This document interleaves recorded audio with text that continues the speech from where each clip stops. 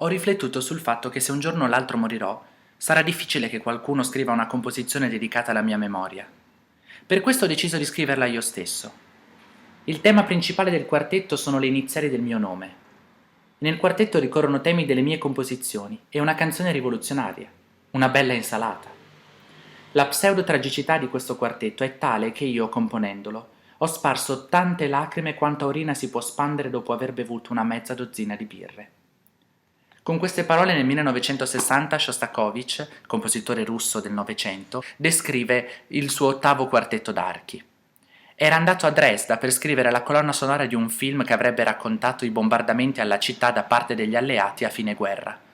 Ma di fronte a una città così devastata non riesce a scrivere nulla, se non questo quartetto che lui stesso, nella lettera che vi ho appena citato, definisce inutile, nonché ideologicamente riprovevole.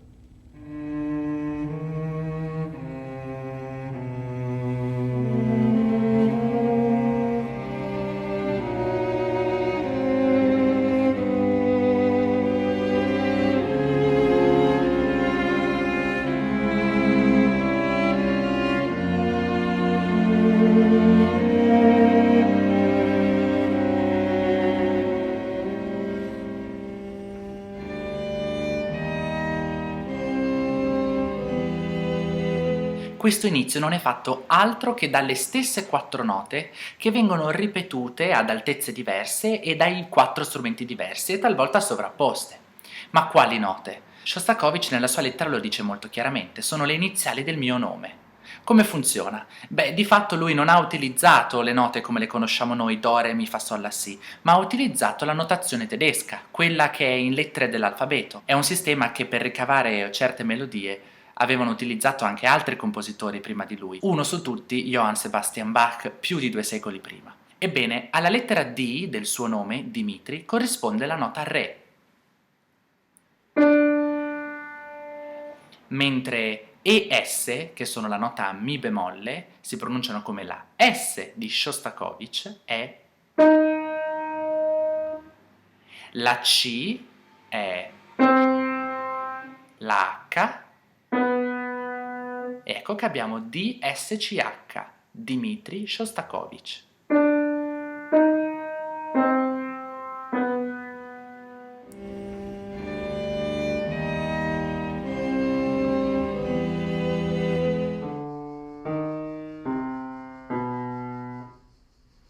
E gli risponde. E ancora. E ancora. Andando sempre più ad allontanarsi, a espandersi verso i suoni gravi del violoncello e con l'ultima entrata del violino, lo strumento più acuto.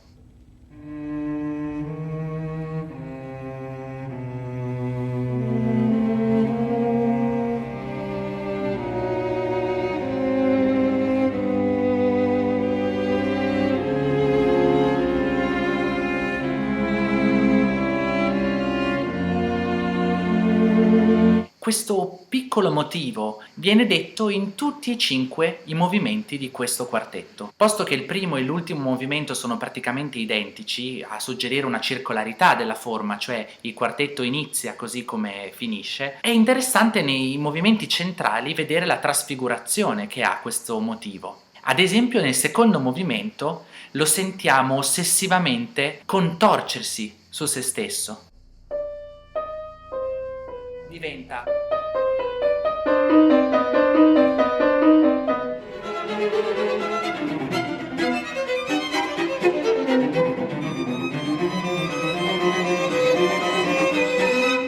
oppure sentite ancora come il violoncello continua ossessivamente tatirati tatirati tatirati tatirati e sopra i violini aggiungono delle note.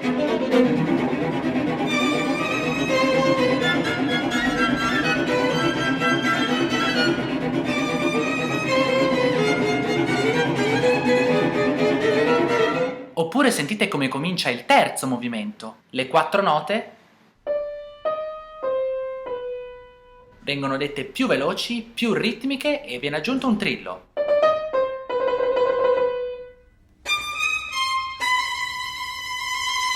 E questo apre una sezione assurda, quasi grottesca. C'è questo zum pappa, questo valzer spettrale sulla quale vengono ridette queste 4 note con questo ritmo che abbiamo appena sentito.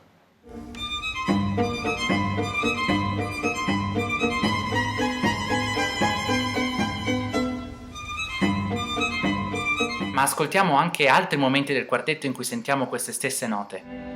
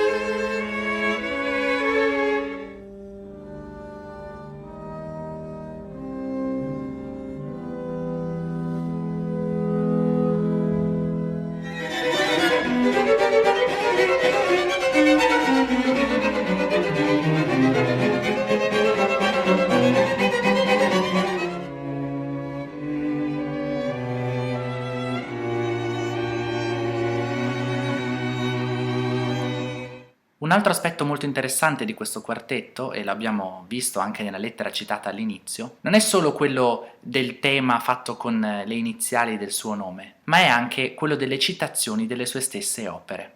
Cominciamo a sentirne una, che deriva dalla Quinta Sinfonia.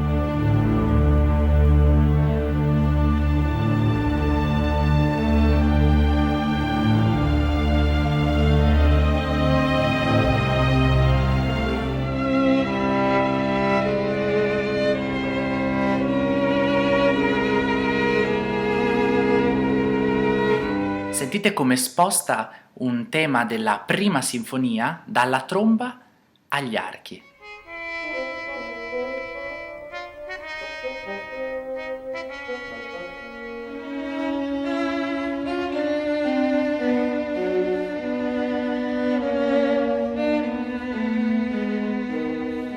Oppure dalla sua opera lirica Lady Macbeth. Sentite come traspone dalla voce al violoncello.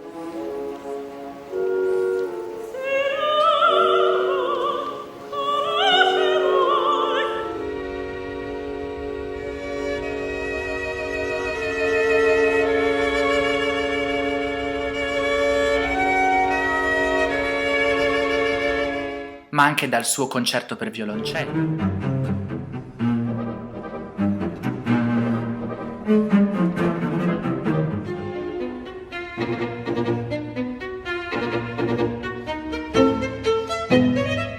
C'è poi un brevissimo passaggio di una canzone rivoluzionaria, ma veramente quasi impercettibile.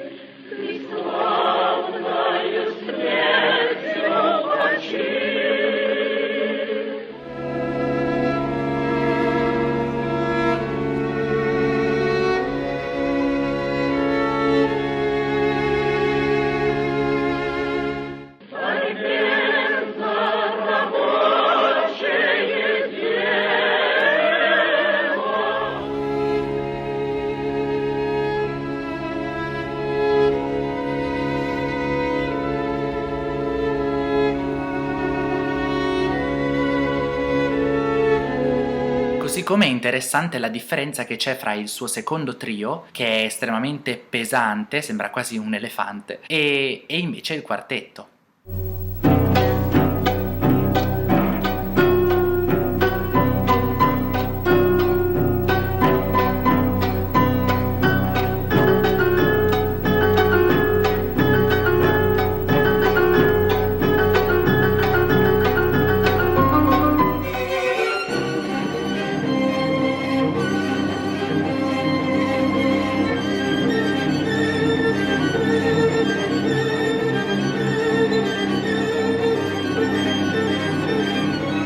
Spero che sia stato interessante, ma vorrei ricordare che questo quartetto è meraviglioso al di là di tutte le citazioni, di tutti i costrutti mentali che possono essere stati fatti per comporlo.